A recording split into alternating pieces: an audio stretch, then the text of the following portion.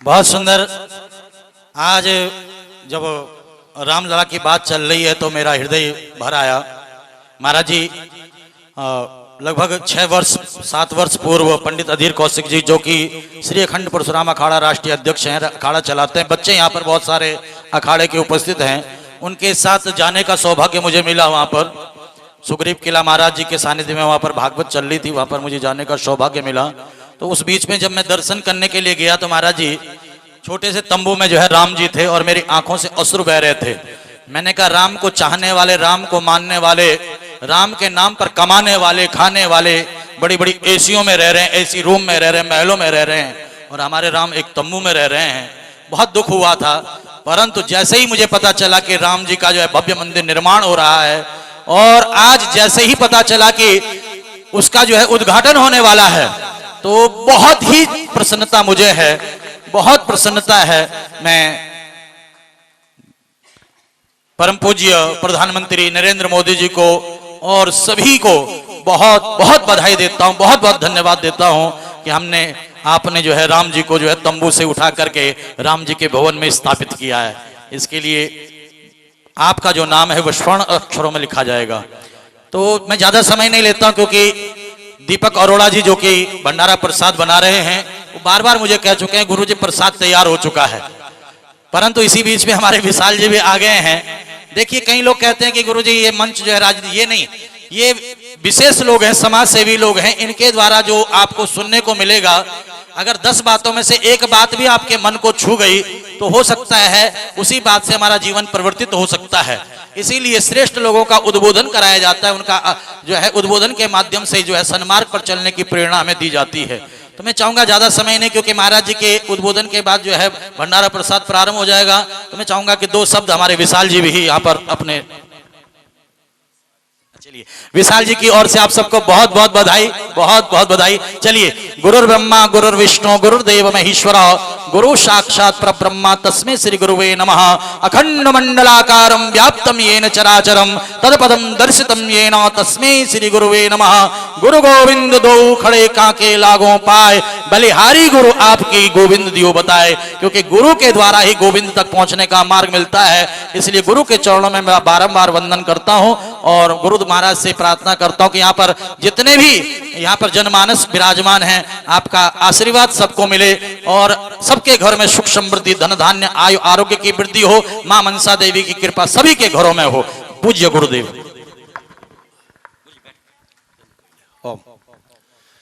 या अम्बा मधुकेटं प्रमथने, या महेशो उन्मूलने, या धूम्रे छन चंड मुंड मंथनी, या रक्त बीजाशनी, शक्ति शुंभ निशुंभ द्यत दलनी, या सिद्ध लक्ष्मी परा, सा दुर्गा 9 कोटि विश्व सहितां मां पातु विश्वेश्वरी। ओम श्री महाकाली दिव्यै नमः, ओम श्री महालक्ष्मी दिव्यै नमः, ओम श्री महासरस्वती दिव्यै नमः। मेरी माताएं, जो बहनें जो मेरे सम्मुख बैठी है, आप काली भी है, लक्ष्मी भी है और सरस्वती भी है। अब आप मुझे पूछेंगे आप काली कब है? काली भी आप रोज बनती हो। काली तब है जब आपको जो बच्चों से कोई वाद विवाद झगड़ा होता है या बच्चे नहीं मानते हैं, जब आप उनको मारती हो तब आप काली रूप को धारण करती है। और जब आप बच्चों को पैसा देती है उस समय आप महालक्ष्मी के रूप में होती हो। और जब आप बच्चों को पढ़ाते हो तब आप जो है महासरस्वती के रूप में देते हो। आप सबको नमन, बहुत बहुत आशीर्वाद, साधुवाद। मंच पर उपस्थित हमारे पवन शास्त्री जी, मैं समझता हूं हरिद्वार में मुझे कोई पूछता है सबसे बड़े कथाकार कौन है, मैं इन्हीं का नाम लेता हूं। इनकी कथा में ऐसा रस है, जब आदमी बैठ जाता वहां से उठ ही नहीं पाता है। और हमारे बीच में हमारे मुकेश कौशिक जी ने अभी कहा था, आपने सही कहा, मैं भी जब इनको सुनने बिलकेश्वर में गया था मुझे भी ऐसा लगा, मैं अंतिम तक बैठा रहा, इनकी पूरी कथा हमने सुनी। तो मैं महाराज श्री को, हमारे पंडित जी को बहुत बहुत आशीर्वाद, साधुवाद देना चाहता हूं कि अब हमारे हरिद्वार में सबसे बड़े कथाकार आप ही है और आप ही सबकी कथा करेंगे। और हमारे बीच में हमारे संघ के सबसे बड़े पदाधिकारी मेरे भाई पदम जी है। हमारे मुकेश जी ने भी आपको कहा, मैं समझता हूं जो आपका जीवन है हमारा जीवन तो बहुत अच्छा है संतों का, आपका जीवन ऐसा है। चलो अभी तो भारतीय जनता पार्टी की सरकार है, इससे पहले इनका जीवन बहुत ऐसा जीवन था कि आज यहाँ है, कल बिजनौर में है, परसों उत्तराखंड में है, यूपी में आगरा में है, पिथौरागढ़ में है, पता ही नहीं कहाँ है कहाँ नहीं है। तो आपने जो मेहनत की है उसी की मेहनत का फल है। अगर आज कोई पूछेगा भारतीय जनता पार्टी कैसे आई है, तो मैं कहता हूँ राष्ट्रीय स्वयंसेवक संघ के द्वारा आई है। अगर आरएसएस नहीं होता भारतीय जनता पार्टी नहीं आती। हमारे बीच में हमारे शेख जी बैठे हैं। मैंने कहा कि जब आपने अपना अंत में परिचय दिया तो मैंने कहा भाई परिचय की आवश्यकता नहीं, आपकी भाषा से लग रहा था आप बहुत बड़े कलाकार हैं, बहुत ही अच्छे कलाकार हैं। अब हमारे बीच में हमारे विशाल गर्ग जी जो पूरे समाज की सेवा कर रहे हैं, आप इनको जानते हैं, इनकी भी कुछ उम्मीदें हैं। इनकी उम्मीद है आगे चल के मैं समझता हूं आप सब इनको जो है आशीर्वाद प्रदान करेंगे और इसमें सहयोग रहेगा हमारे मुकेश जी का, मुकेश कौशिक जी का, जो इनको आगे लेके आएंगे। तो आज कार्तिक का महीना है। जब हम बहुत पहले की बात है, जब हम छोटे से संत थे, हम सुबह उठ के घूमने जाते थे पूजा पाठ के बाद। हमने देखा ज्वालापुर से जो हमारी माताएं बहनें, उनको हम 4 बजे पैदल गंगा जी में स्नान करते देखा है। वो सुबह जो है हमारा जो अखाड़ा है, अखाड़े के आगे से शिव मूर्ति से जो है पैदल पैदल कहाँ जाती थी, गंगा जी में, और गंगा जी से पैदल पैदल अपने घर जाती थी। तो मैं समझता हूँ जब भी हमारी कथा होती है, प्रवचन होता है, आपको ज्यादा पता है शास्त्री जी को, आपके कारण ही सनातन जीवित है, माताओं के कारण, बहनों के कारण। अभी आप यहाँ देखिए, अभी आपने देखा होगा यहाँ जितने भी मेरी माताएं बहनें बैठी, आदमी कितने हैं, कितने पुरुष हैं, 15-20 होंगे, और माताएं देखिए पूरी भीड़ लगी हुई है। तो मैं यही कहना चाहूंगा, हमारे मेरे भाई पदम जी ने अभी कहा, राम जी की बात कही है, तो ये हमने पूरे भारत में एक अभियान छेड़ा है। जिस दिन हमारे अयोध्या में राम जी की प्राण प्रतिष्ठा होगी, उस दिन हर घर में, हर मठ में, हर मंदिर में भगवान राम की लंबी प्रतिमा लगाई जाएगी। और नरेंद्र मोदी जी जो हमारे भारत के प्रधानमंत्री है, क्योंकि देखिए अयोध्या इतनी वहाँ इतनी जगह नहीं, इतनी व्यवस्था वहाँ पे नहीं है, वहाँ बहुत कम लोग जाएंगे। तो इससे पहले मैं आपको कहना चाहूंगा, जब इससे पहले राम मंदिर का उद्घाटन हुआ था, हम लोग स्वयं राम मंदिर में गए थे, हम बैठे हुए थे, करीबन 200-250 संत हम थे। जब हमने देखा, जब भारत के प्रधानमंत्री आ गए, हम उनको देख रहे थे, हेलीकॉप्टर से आ गए, नीचे उतरे, जब अंदर आए, मंदिर में आए, जब हमने देखा हमारा प्रधानमंत्री बिल्कुल दंड मस्तक लेट के भगवान राम के आगे लेट गए और प्रणाम कर रहे हैं। तो जितने हम संत थे, जितने आगे हम लोग बैठे थे, हमारी आंखों में आंसू आए। हमने पहली बार देखा कि हमारा जो प्रधानमंत्री है, पहली बार ऐसा प्रधानमंत्री आया है जो भगवान राम को नमन कर रहा है, भगवान राम को प्रणाम कर रहा है। तो मैं समझता हूं इससे पहले हमने किसी प्रधानमंत्री को नहीं देखा, बल्कि देखा हमने कहां देखा, अजमेर जाते हुए, कभी मंदिर जाते नहीं देखा।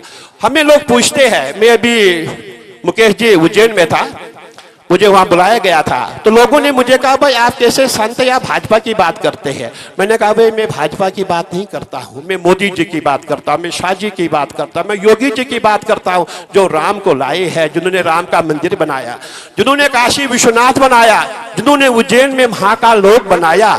आपको तो उनकी प्रशंसा करनी पड़ेगी। क्या आप सच नहीं बोलेंगे?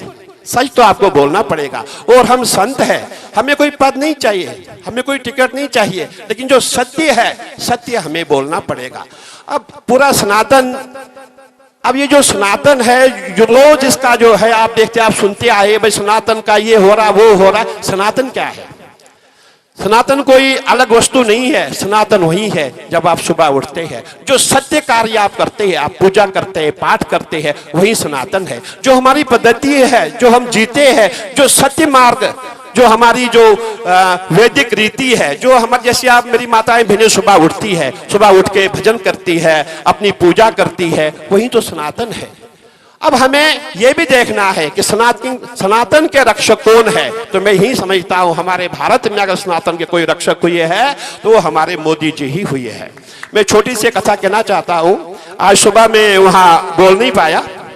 आपकी जो गंगा जी यहाँ पे है, ये साक्षात माँ गंगा है। मैं बहुत छोटा संत था, छोटा। हम जो है बचपन में ही साधु बनते हैं। हम भी आपकी तरह छोटे बच्चे थे, अखाड़े में आए, संत बन गए, साधु बन गए। एक बार मुझे गुरुजी से कुछ वाद विवाद हो गया। तो उस समय क्या हुआ था कि उस समय एक विश्वामित्र का सीरियल चला हुआ था। विश्वामित्र, आपने देखा होगा वो सीरियल। उसमें यह था कि जो विश्वामित्र पहले एक राजा थे, राजा से वो जो है विश्वामित्र बन गए। उस समय ये हुआ था पूरे भारत में जितने युवा है, युवा है, जितने भी युवा थे, सबके हृदय पे वो विश्वामित्र जो है छू गया था।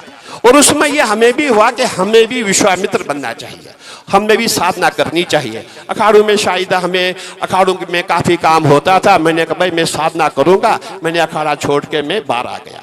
मैं हर की पौड़ी पे पहुँचा। मैंने देखा, मैंने कहा भाई जेब में तो 1 रुपया भी नहीं है। मैंने जब जेब में ढूंढा 2 रुपया मिला। 2 रुपये से मैंने गीता जी उस समय 2 रुपये की मिलती थी। ये आज की हर की पौड़ी नहीं है, मैं तब की बात कर रहा हूँ जब वहाँ पूरी बस्ती रहती थी सिंचाई विभाग की। मुकेश जी, जब सिंचाई विभाग वहाँ पे था उस समय की बात, एक स्कूल भी वहाँ था। तो क्या हुआ कि मैंने वो 2 रुपये में गीता ली। मैं गंगा किनारे बैठ करके गीता का पाठ करता गया।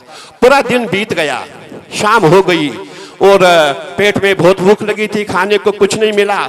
तो क्या होता है, जैसी हमारी संगति होती है वैसे ही लोग हमें मिल जाते हैं। हमारा आसन कहाँ है, जहाँ हम बैठेंगे वहाँ बगल में वैसे ही लोग मिलेंगे।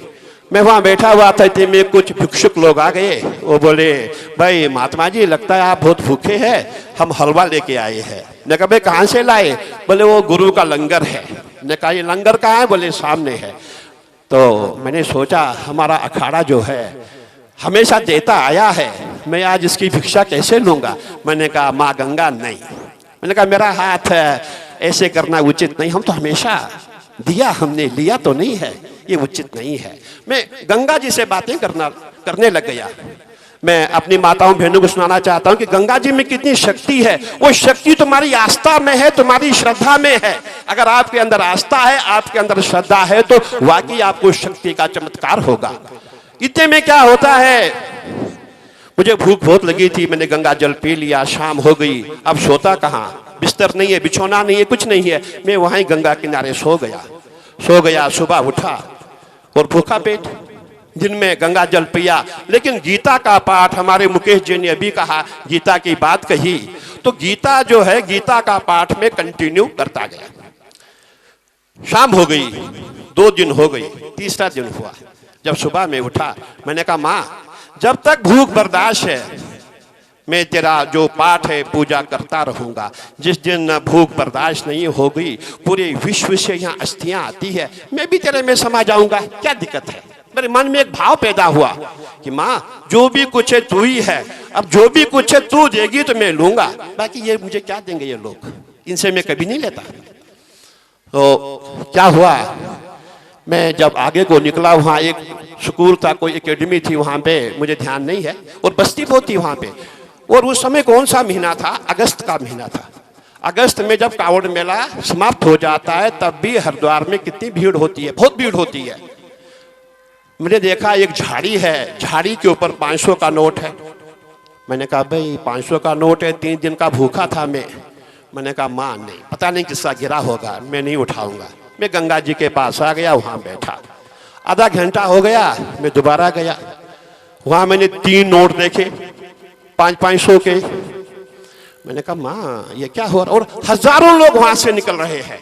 वहाँ 1, 2, 5, 10 नहीं, हजारों लोग, अगस्त के महीने की बात है ये। और एक ही रास्ता था, वो हजारों लोग वहाँ से निकले। 3 नोट देखे, मैं वापस गंगा जी के पास आ गया। मैंने कहा माँ नहीं, मैं नहीं उठाऊंगा। और आधा घंटा, अब तो भूख तो लगी थी, दिमाग तो नोटों पे था, लेकिन जो मन में आस्था श्रद्धा वो भी जग रही थी, भाई नहीं लूंगा। 2 चीजें होती है, कभी मन कहता करो, कभी कहता मत करो, सत्य असत्य यही तो है। तो जो मन की आवाज आई, मैंने कहा नहीं। फिर मैं जब और देखने गया, वहां देखा एक नोट नहीं है, सैकड़ों नोट है। कितने? सैकड़ों 500 के नोट है। जब मैंने नोट ही नोट मैंने देखे, मैंने कहा माँ ये वाकई में आपका आशीर्वाद है। मैं और वापस आ गया। मैं गंगा किनारे बैठा। मैंने और गीता के 15वें अध्याय का पाठ किया। 1 घंटा मैंने बिताया और मैं और उसी रास्ते में गया। जिस रास्ते में हजारों लोग जा रहे हैं, किसी को पैसा नहीं दिख रहा है, वो पैसा खाली मुझको ही दिख रहा है। मैं क्या देखता हूं, बीच रास्ते में जहां से ऐसी भीड़ होती है वहां बीच रास्ते में एक जो आप प्लास्टिक होता है ना, उसमें वो सिलाई किया हुआ, जिसमें हजारों नहीं करीबन सैकड़ों की संख्या में 500 के नोट होंगे। मैं समझता हूं वो करीबन 25-30 हजार रुपया होगा, इससे कम वो नहीं होगा। वो भी देख रहा हूं, इधर देख रहा हूं नोट, यहां देख रहा हूं नोट, वहां देख रहा हूं नोट, और मेरे सामने से कहीं लोग गए, किसी को नोट नहीं दिख रहा है। मैंने कहा मां, कुपुत्रो जायते पर क्वच दपि कुमाता न भवति। पुत्र तो कुपुत्र हो सकता है, पर मां कभी कुमां नहीं हो सकती है। वही माई आप बैठी है, आपका बच्चा कितना भी बदमाश हो, आप कहती है नहीं मेरा बच्चा है, मेरा लाल है। वो गंगा माँ भी ऐसी है। हम कितने, हमारा चरित्र क्या है, हम कितने बदमाश है, अच्छे बुरे हैं, लेकिन माँ के लिए तो हम लाल है। तो गंगा मैया हमारी साक्षात है। फिर मैं गया, मैंने कहा माँ भगवती, जो मुझे देखना था मैंने देख लिया माँ। मैं भूख लगी थी, मैंने एक 500 का नोट उठाया। 100 का नोट था ही नहीं, 500 के नोट थे। 500 का नोट उठाया, मैं ललतारा पुल पे आ गया। वहां मैंने खाना खाया, और खाना खा के इतने मेरे गुरुजी मुझे ढूंढ रहे थे, मुझे पकड़ के वो वापस ले गए। तो कहने का मेरा जो तात्पर्य है, मैं आपको अपनी आत्म कथा बता रहा हूं, जो मेरे साथ हुआ है। मैं यही समझता हूं, हम इतने भाग्यशाली हैं, हम गंगा किनारे रहते हैं, और मानो तो गंगा हूं, ना मानो तो बहता पानी, वो आपके ऊपर है, आपकी श्रद्धा कितनी है। एक छोटी सी मैं आपको और कथा सुनाऊंगा। हमारे एक संत हुए सेठ जी, हमारे एक संत हुए गुजरात में। वो छोटी उम्र के थे, 6-7 साल के थे। तो वो हमारे गुरु शिखर, एक हमारा दत्त भगवान का बहुत बड़ा आश्रम है, वहां पहुंचे। वहां एक कन्या प्रकट हुई, कहती है भाई प्रहलाद क्या चाहिए। वो जो प्रहलाद नाम का बालक था, उसने कहा मुझे माँ और कुछ नहीं चाहिए, ये जो मल मूत्र है ये मेरी साधना में बाधा है, ये मेरी साधना में बाधा है, मुझे कुछ नहीं चाहिए, इससे मुक्त कर दो, इससे मुझे मुक्त कर दो। तो कन्या रूपी जो देवी थी, देवी माँ ने उसके जीभ में, उसकी जो जिह्वा है वहां उंगली रखी, उसकी जिह्वा दबाई, तो उसकी भूख प्यास मिट गई। आपने टीवी में देखा होगा, 86 साल की उम्र में उनकी मृत्यु हुई। 86 साल की उम्र में पूरे जीवन उन्होंने जल नहीं पिया, उन्होंने खाना तो छोड़ो जल भी नहीं पिया। ऐसे ऐसे संत हुए। हमारे श्रद्धा चाहिए, विश्वास चाहिए। तो मैं ज्यादा समय नहीं लूंगा, सबको भूख लगी है, सबको भोजन बनाना है। अभी मैं यही कहूंगा कि मेरी माताएं बहनें जितनी बैठी है, जो हमारी कथाएं होती है, इस कथाओं की जो है, जो हमारी शोभा है वो आपसे होती है। जो हमारे जितने भी सनातनी है, जहां भी हम टीवी में कथा देखो, माताएं सामने मिलती है। मैं आप सभी माताओं को नमन करता हूं, प्रणाम करता हूं। मनसा मैया की जय। बहुत ही सुंदर हमारे पूज्य गुरुदेव ने अपनी आप बीती बताई, और गुरुदेव ने कहा कि न मंत्रम नो यंत्रम च तदपि च न जाने स्तुति कथा। न मंत्र आता था, न तंत्र आता था, परंतु कुपुत्रो जाए तो क्वचिदपि कुमाता न भवती। माँ कभी कुमां नहीं होती है। और माँ गंगा ने देखो कितना बड़ा चमत्कार किया। गुरुदेव आज आपके सामने ये जो दास बैठा हुआ है, इसके ऊपर भी माँ भगवती की, ठाकुर जी की बड़ी कृपा है। गुरुदेव 2007 में जब पहली कथा करनी थी, तो उस समय पर इतना सामर्थ्य नहीं था हमारे पिताश्री के पास। कई लोगों ने कहा कि भैया जो है इसकी कथा नहीं है तो पैसा मांगेगा, हम नहीं देंगे। और मेरे पूज्य पिताश्री ने 10,000 रुपया कर्जा लेकर के कथा करवाई थी। उस कथा में हमारे मदन कौशिक जी भी आए थे, मुकेश जी भी आए थे, काफी लोग उसमें आए थे, वरिष्ठ, बड़ी भीड़ लोग देखने के लिए आए थे। कथा कह पाएगा कि नहीं कह पाएगा, बहुत भीड़ आई थी। परंतु उस भागवत जी की कृपा है कि आज आपके सामने ये बालक गुरुदेव का आशीर्वाद प्राप्त कर रहा है।